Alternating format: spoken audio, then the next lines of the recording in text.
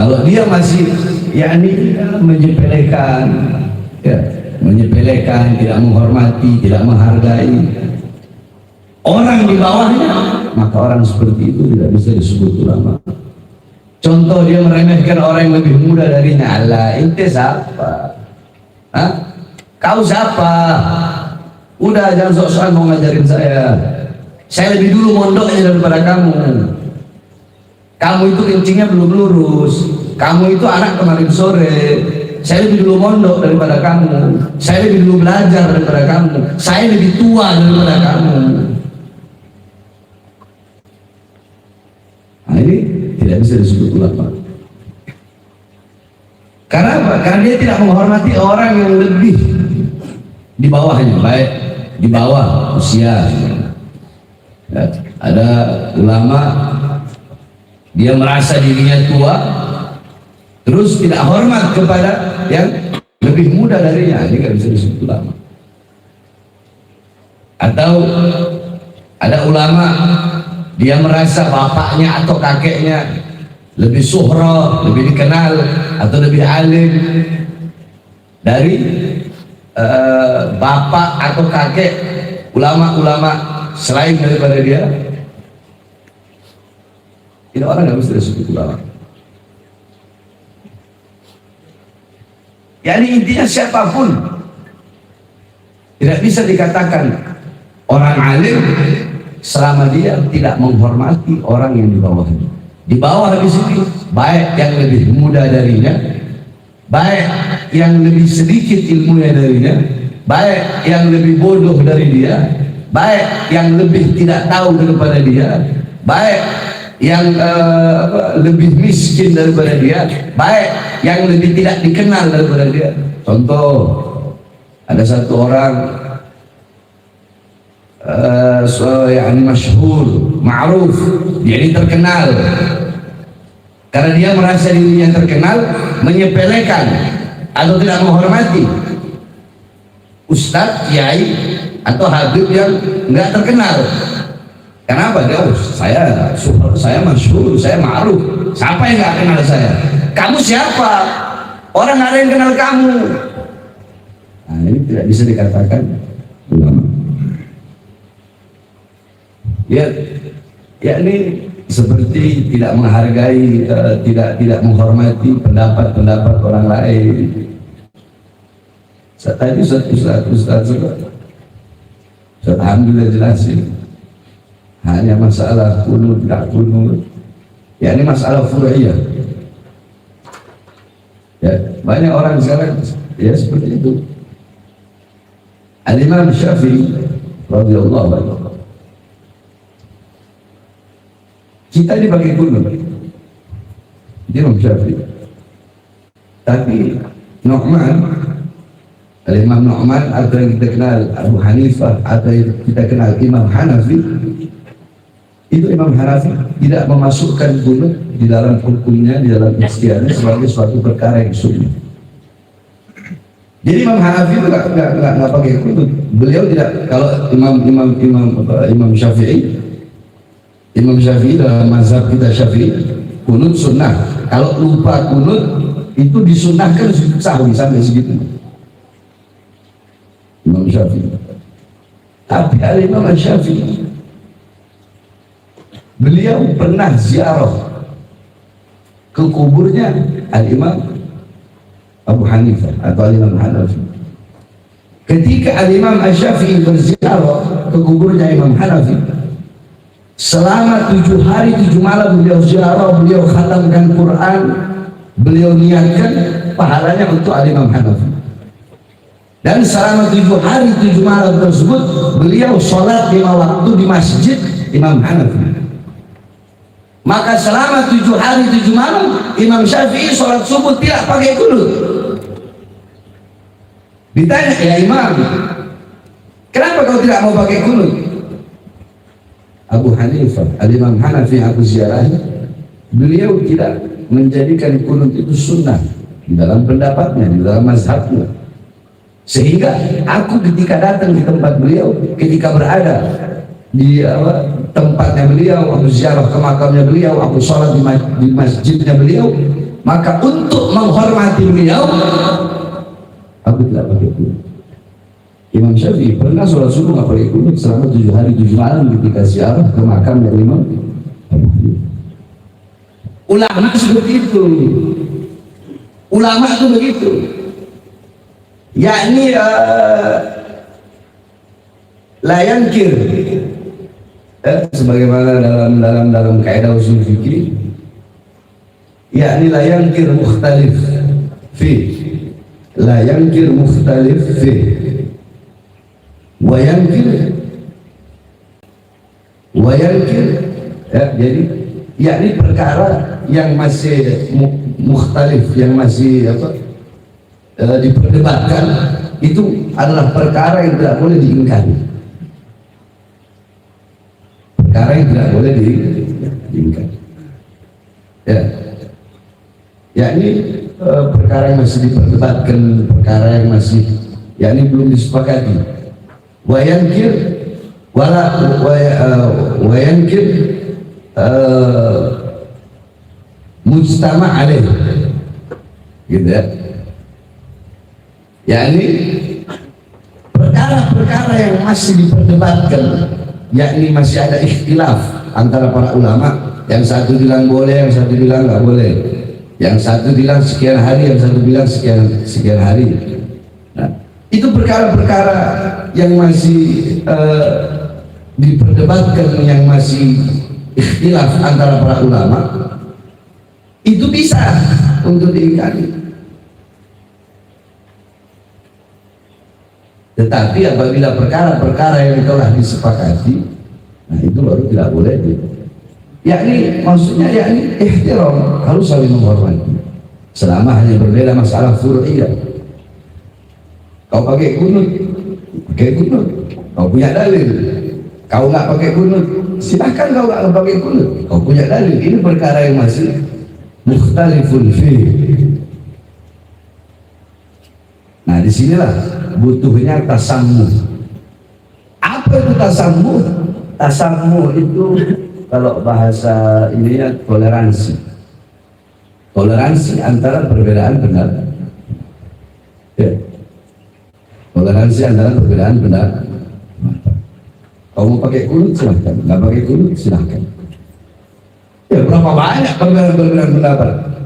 Akan tetapi kalau orang alim, orang yang berilmu, walaupun ada orang yang berbeda pandangan dengannya, berbeda pandangan, berbeda pendapat, rai, ijtihad, dia tidak akan menyalahkan orang yang berbeda pendapat dengan dia, walaupun yang berbeda pendapat itu lebih muda atau lebih bodoh dari dia nggak bakal menyalahkan, yakni selama masih perkara-perkara yang belum ada kesepakatan dari para ulama. Ini bayangkan aja Al-Imam Syafi'i. Al-Imam Syafi'i itu ada 7 hari beliau tidak kunut. Kenapa? Karena menghormati Al-Imam Abu Hanifah, Al-Imam Abu Hanifah atau Al-Imam Hanafi. Bagaimana di zaman Rasulullah SAW? Siapa yang nggak kenal Zaid bin Sabit? Sahabat Rasulullah SAW. Zaid bin Sabit pemegang kunci daripada Al-Quran. Beliau salah satu. Kalau tidak ada turut andil beliau, jasa beliau, maka para penghafal Al-Quran di zaman Sayyidina Utsman bin Affan, para penghafal Al-Quran sudah habis.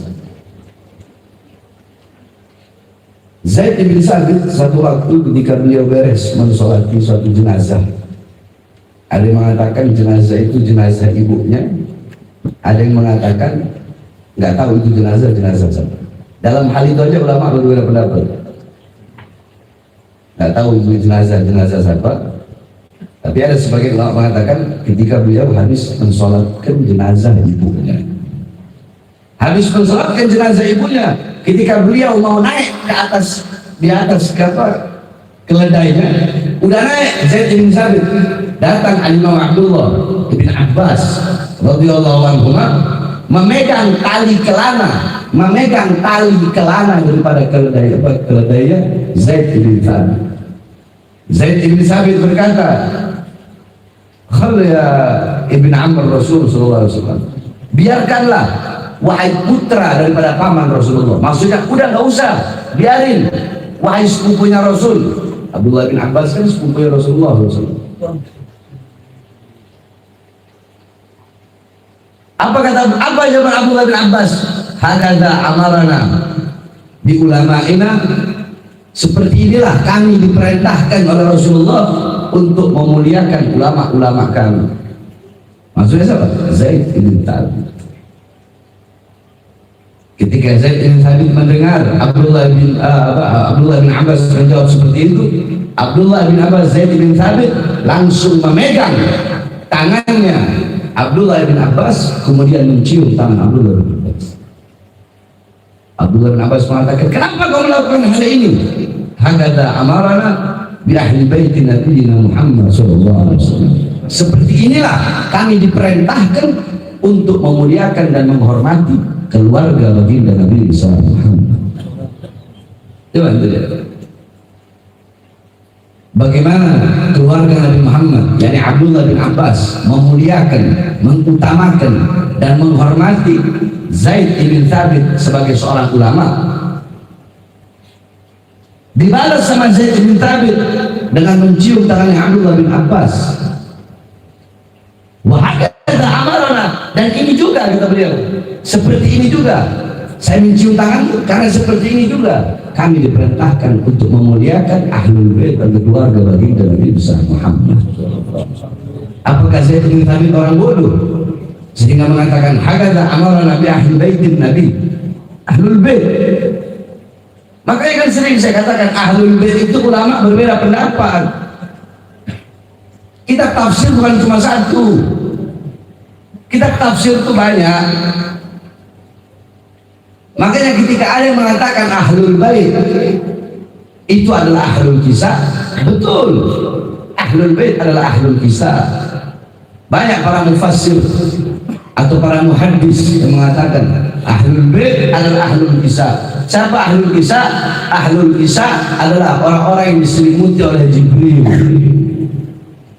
Siapa? Sayyidina Ali, Al-Imam Ali bin Abi Thalib, Sayyidah Fatimah, Sayyidina Hasan dan Sayyidina Husain. Terus Zaid bin Thabit mengatakan kepada Abdullah bin Abbas, sepupunya Rasulullah SAW, seperti inilah kami diperintahkan untuk memuliakan dan menghormati ahlul bait Nabi Muhammad. Zaid bin Thabit mengatakan Abdullah bin Abbas sepupu Nabi adalah ahlul bait. Nah, perbedaan pendapat seperti ini mau tentang apapun itu, kalau orang yang alim, kalau orang yang berilmu, maka mereka akan menghormati, walaupun meletakkan penghormatan kepada orang yang walaupun mereka beda pendapat, walaupun mereka beda pemahaman, walaupun beda paham, walaupun beda jalan, walaupun beda guru, walaupun beda tempat belajar. Mereka nggak akan saling tinggi-tinggian. Oh, saya alumni dari sini. Oh, yang satu, oh, saya alumni sini. Oh, saya alumni ini. Oh, saya alumni Hadramut. Oh, saya alumni Mekah. Oh, saya alumni Madinah. Oh, saya alumni Mesir. Oh, saya alumni Syria. Oh, saya alumni ini, saya alumni ini. Orang alim itu mereka tidak akan saling, tidak akan meremehkan orang yang lebih di bawah daripada mereka. Oh, saya belajar di Hadramut, saya belajar di Mekah, saya belajar di Madinah, ente belajar di Indonesia aja. Nggak boleh seperti itu. Ente lihat anak ngomong, anak baru ingat Habib Lutfi Assegaf di pojok. Habib Lutfi Assegaf itu dakwah di daerah sana, di Parung Arai di sana itu. Anak setiap ceramah di tempat Habib Lutfi, itu orang ini. Ente tanya, Beb, daerah apa? Karikil, daerah Karikil.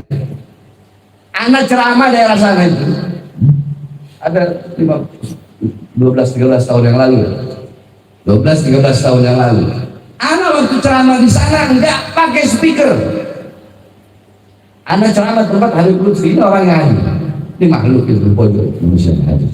Datang paling mengundang anak. Anak ceramah di tempat Habib Lutfi. Acara maulid tetap anak ceramah, udah belasan tahun itu. Tapi setiap anak ceramah di sana nggak pernah pakai speaker. Kenapa? Karena Habib Lutfinya aspek, jamaahnya aspek, kiai-kiainya aspek. Karena di situ mayoritas aspek, di situ mayoritas nggak pakai speaker. Anak datang di situ, anak ceramah nggak pakai speaker. Apakah anak menyalahkan mereka yang nggak pakai speaker? Pernah? Ente lihat anak nyalahin aspek? Pernah nggak? Pernah? Nggak. Nah ini namanya menghormati. Kalau anak nggak hormat, anak udah paksa. Anak nggak mau datang. Ngapain teriak-teriak pakai speaker? Pakai speaker baru orang hadir. Kalau begitu, itu nggak bisa disebut ulama.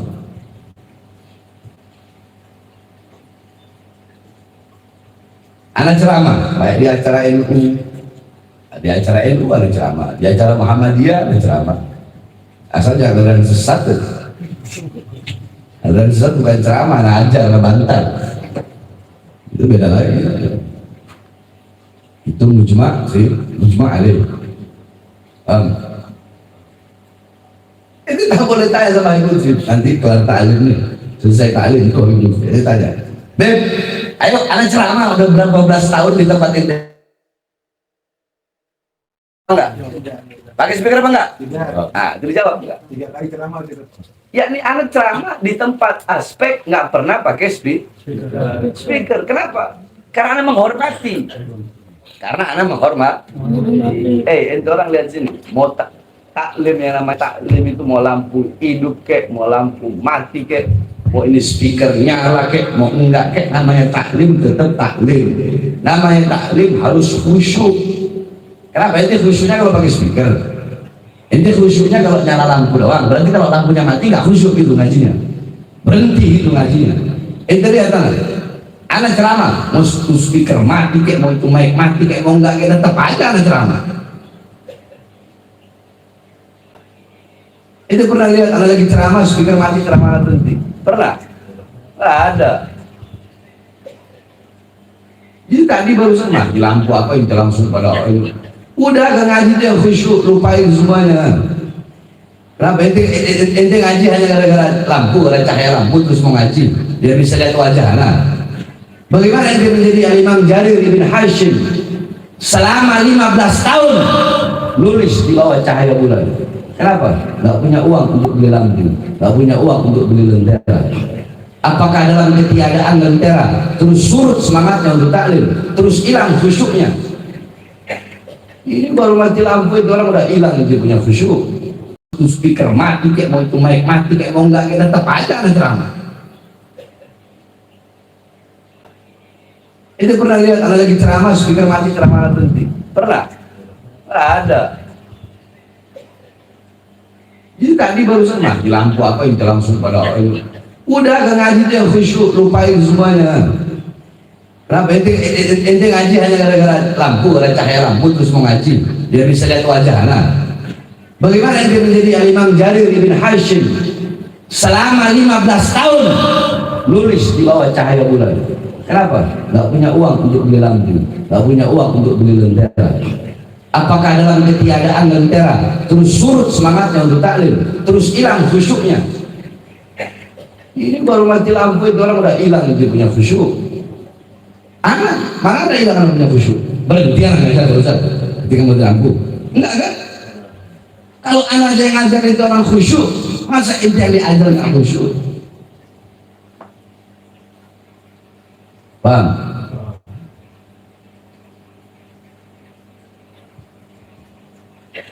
Al-Imam Sufyan Al-Thawri satu itu tadi, Zaid bin Thabit. Ya, bagaimana mereka saling menghormati antara Al-Imam Zaid bin Thabit dan Imam Abdullah bin Abbas.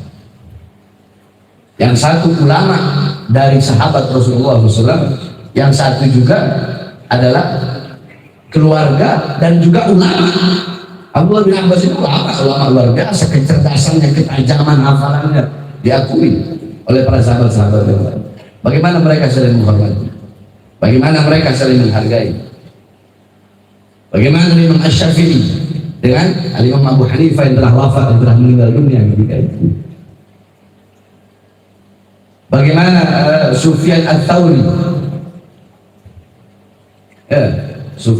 Imam Sufyan Ats-Tsauri, beliau di zamannya itu Imam Al-Auza'i yakni beliau pegang, padahal beliau nggak berbeda pendapat, nggak sependapat, nggak satu madhab, nggak satu pendapat, nggak satu pemikiran, nggak satu jalan, tapi beliau pegang tali pelana kendaraannya, terus beliau bilang, at-tariq lisyekh, at-tariq lisyekh, awas kasih jalan buat guru, awas kasih jalan buat syekh. Al-Imam Sufyan Ats-Tsauri.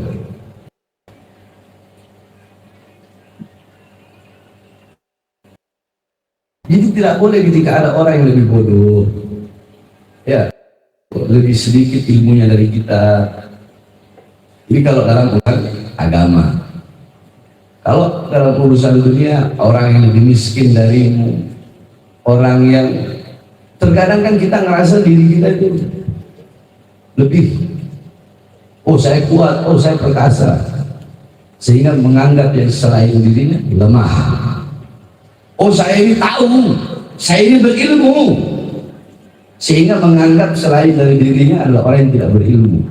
Orang selain dirinya adalah orang yang bodoh, kayak dia aja yang belajar. Oh saya kaya, kayak orang selain dia itu miskin, kayak orang selain dia itu susah. Makanya kan sering Rasulullah SAW, yakni la tandur ahadukum, janganlah kalian melihat seseorang dari kalian dari wajahnya, dari pakaiannya, dari penampilannya. Kita orang sekarang enggak, itu yang kita lihat.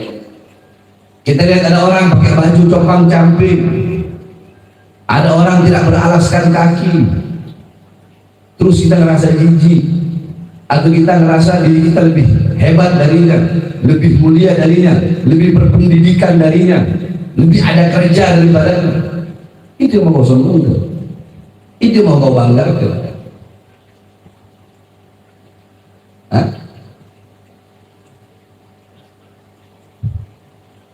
Terkadang orang yang pakaiannya lebih berantakan dari, terkadang orang seperti itu adalah orang yang hatinya lebih bersih daripada hatinya.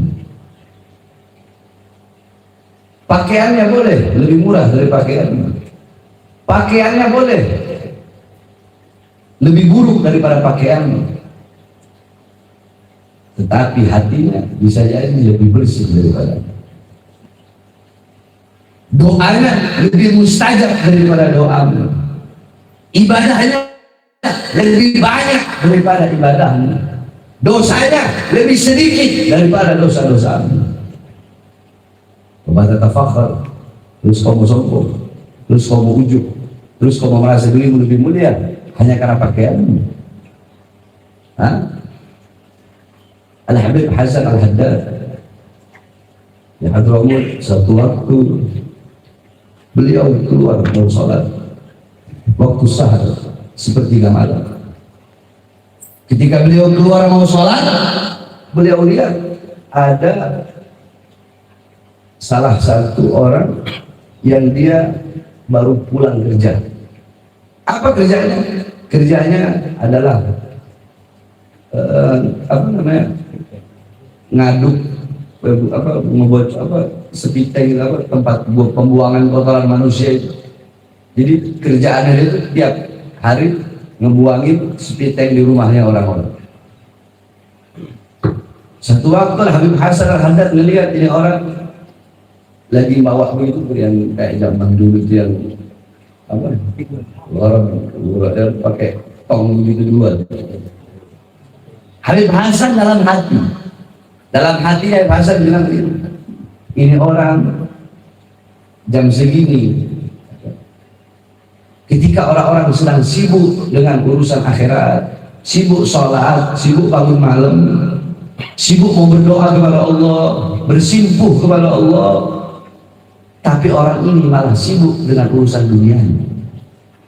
Udah urusan dunia yang hina lagi. Maksudnya apa? Tukang ngambilin kotoran dari manusia. Di dalam hati ngomong, ya ini fibalu, di dalam hatinya, di dalam sanubarinya ngomong seperti itu. Tiba-tiba ada orang tadi yang lagi ngangkat sepiteng noleh dan berkata, ya Hasan, arif nafsak amma ana qad araftu nafsi. Hasan, kamu kenali dirimu sendiri. Arif nafsak, kenali dirimu, kenali jati dirimu. Amma ana qad araftu nafsi, sedangkan aku tahu siapa diriku ini. Gak perlu dalam hatimu ngomong aku begini, aku begini. Cari tahu tentang dirimu. Gak usah cari tahu tentang aku, karena aku telah tahu siapa dirimu. Ternyata seorang wali. Makanya kadang kita begitu. Kalau melihat orang pakai pakaian ini, kadang kita menjauh, nggak mau lihat orang banyak tato, lihat orang tindik-tindik itu. Kadang kenapa? Karena badan dia berseri tato, terus dia merasa diri lebih mulia daripada orang bertato. Anak masuk penjara 13 kali, keluar masuk penjara. Ya, berkali-kali anak keluar masuk penjara. Itu napi-napi yang bertato, mereka hafal 180 hadis. Ente yang nggak punya tato, berapa hadis yang dihafal? Mereka bangsat, bajingan, preman, pembunuh, tukang narkoba yang bertato, mereka anak didik akhlak, adab, jalannya mundur. Ente jalannya udah mundur. Mereka tahu siapa ulama, siapa ustadz, siapa kiai, siapa habib, sehingga berani mempertaruhkan nyawanya untuk para ustadz, para kiai, para ulama, para habaib. Ente udah berani mempertaruhkan nyawa ente. Terus mau merasa diri itu lebih mulia daripada mereka, sehingga memandang mereka dengan pandangan sebelah mata. Arif nafsak, jadi tahu siapa diri itu.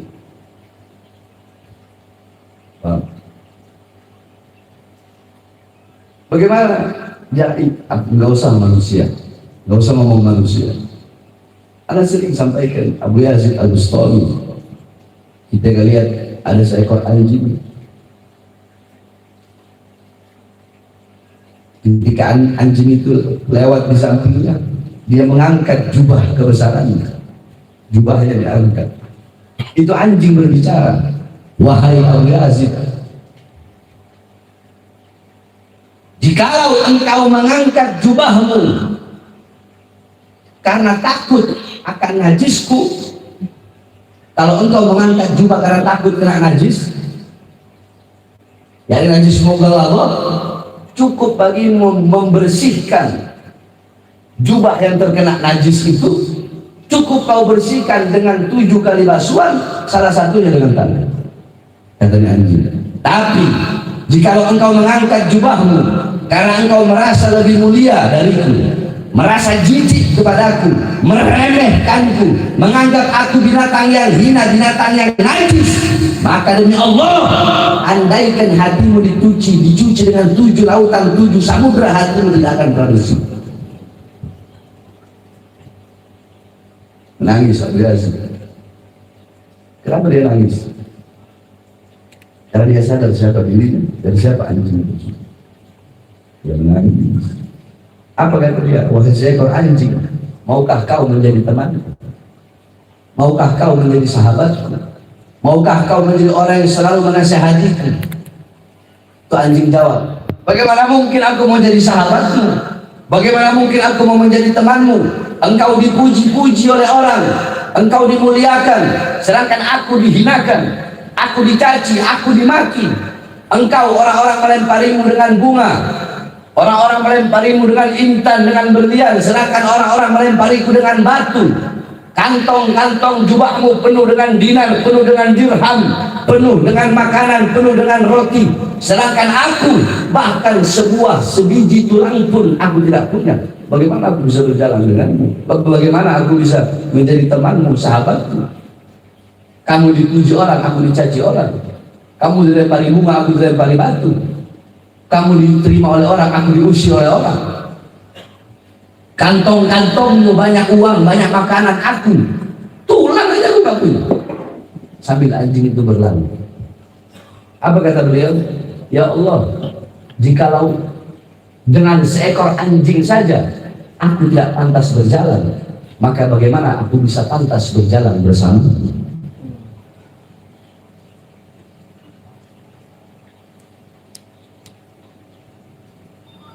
Ambillah ilmu, ambillah nasihat, ambillah manfaat, ambillah kebaikan dari manapun datangnya ilmu itu, nasihat itu, kebaikan itu, manfaat itu.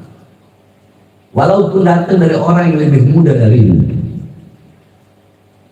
Kebenaran, ambil dari manapun datangnya kebenaran itu, kebaikan itu, ilmu itu, nasihat itu, walaupun datangnya dari orang yang lebih muda darimu, atau lebih hina darimu, lebih bodoh darimu, lebih apapun.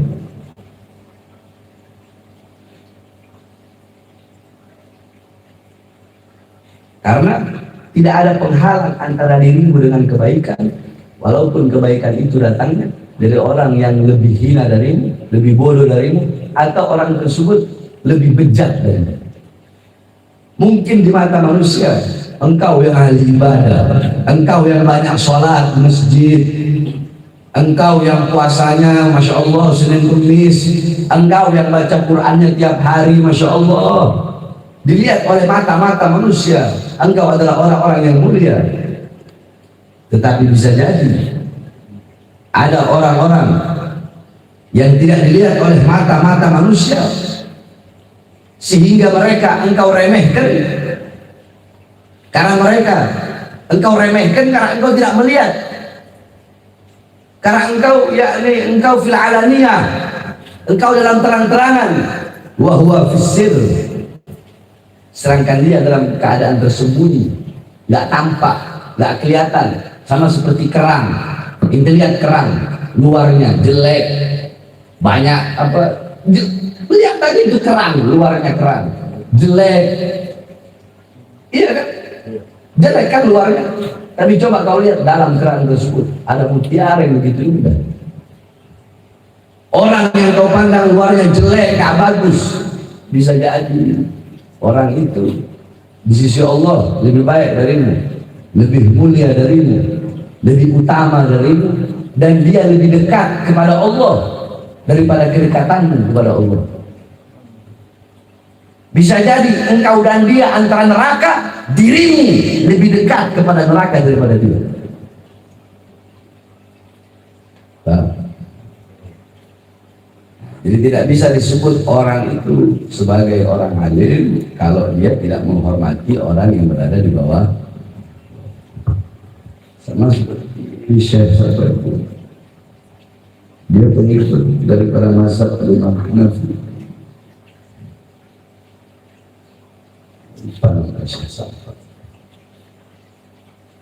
Dalam kitab diceritakan satu waktu beliau mengkritik kaulnya Imam Syafi'i. Kaul Imam Syafi'i yang kalau nggak salah, apa itu Imam Syafi'i juga? Ada kaul Imam Syafi'i, la yadkhulu syartun ala syartin illa bitaqdimi ta'khir. Kalau nggak salah begitu. La yadkhulu syartun ala syartin. Ulamanya bengkok, ulamanya bangsat, jual ayat, jual hadis, cari-cari dalil untuk membenarkan yang salah, menyalahkan yang benar, menghakkan yang batil, membatilkan yang hak, meniadakan yang ada, mengadakan yang tiada. Ini ulama bakal bahar bismillah caci maki sampai habis, sampai anak tidak punya lidah baru berhenti yang caci maki. Walaupun lidah udah dipotong, udah nggak punya lidah, tetap bakal caci maki walaupun gak ada suaranya. Jangan harap anak bakal berhenti untuk mencaci, memaki ulama-ulama biadab, ulama-ulama bangsat, para ustaz, para kiai, para habib, yang menjual ayat-ayat Allah, menjual hadis-hadis apa demi kepentingan perutnya. Apalagi ulama amplop, apalagi ustaz amplop, kiai amplop, habib amplop, bahkan anak caci maki sampai hati, nggak peduli. Paham? Itu nanti kata-kata dipotong, lepas itu. Sebab orang sekarang kan kalau nggak begitu nggak bagus. Jangan merasa kita lebih mulia daripada mereka. Nggak boleh. Jangan merasa kau lebih mulia. Apa? Karena kau pakai alas kaki terus mereka nggak pakai alas kaki. Kau merasa lebih mulia. Berarti alas kaki atau sendal itu yang menjadi tolak ukur kemuliaan di sisi Allah SWT. Wahai habaib muasal Yaman yang ngaku jadi turunan baginda Nabi Rasul pilihan, padahal nasab tak tersambungkan baginda Nabi Rasul pilihan, pada